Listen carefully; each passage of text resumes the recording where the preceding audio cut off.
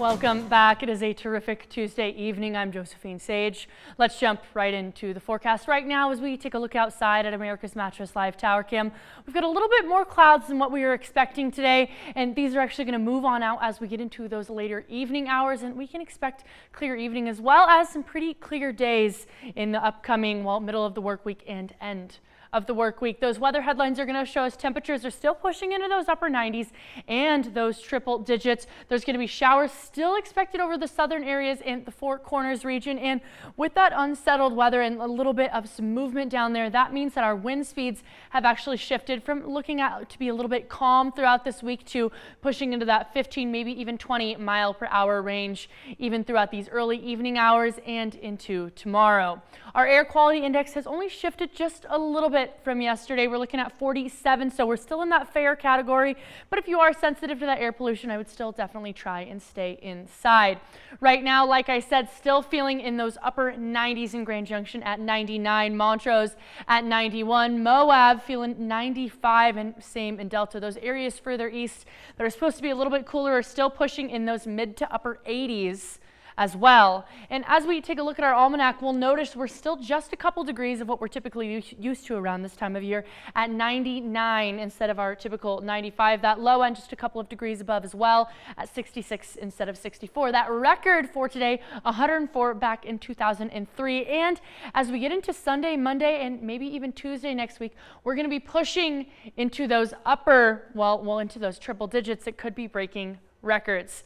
And we'll take a look a little bit more nationally at our drought monitor, because we'll notice actually due to a little bit of that action closer to that southern border, we haven't really gotten any drought yet for Colorado. But as this warm front kind of pushes on up and continues to push on up with the high pressure system associated with dry airs from those southern states, I wouldn't be surprised if that drought starts to move on up. As we take a look a little bit closer, we've even shifted 6 to 10 days out to expect 70% chance above normal temperatures for us here in the Grand Valley. And that's just due to, again, that high pressure system that's continuing to push and continuing to leave us in that red, that orange, that yellow zone with the high pressure system basically centered right over Albuquerque and, right over Cheyenne, Wyoming as well. Nationally, Albuquerque feeling in those triple digits right now. Same in Phoenix, Las Vegas as well. That's going to continue to push and get closer to that Four Corners region, closer to Montrose, all those areas with this heat wave as we take a look into the future, continuing to hang out with us.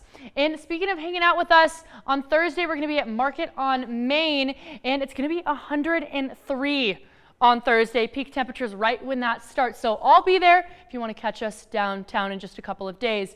Our wind speeds pretty mild right now in those single digits, in those teens, and this is what we're going to expect it to stay by for at least the next 24 to 48 hours due to, again, that high pressure system kind of circling, leaving that unsettled weather over that San Juan's area, giving us those breezy airs headed our way. As we take a look at that dog walking forecast, I have little Miss Roxy hanging out with me all week this week from Jason and Julia at 505 Food Truck. They've got some great tacos if you want to check them out. But as we take a look into tomorrow, looking at 91 by noon and 3 p.m. 98. Please feel free to send me a photo of your dog as well.